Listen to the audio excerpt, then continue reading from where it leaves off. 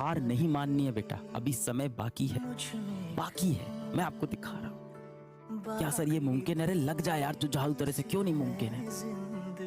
क्यों नहीं पढ़ सकता मैं 12 घंटे अगले दिन? अगर मैं प्लानिंग से 4-4 पहर में डिवाइड कर लूं और 3-3 घंटे पढ़ूं, नहीं होगी 12 घंटे पढ़ाई, कोई बात नहीं। 10 होगी, 9 होगी, 8 घंटे तो इफेक्टिव निकल के आएंगे ना इसमें से कम से कम।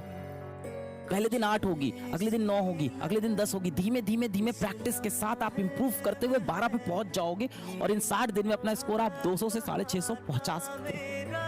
अगर आप में जुनून है बेटा, हार नहीं माननी।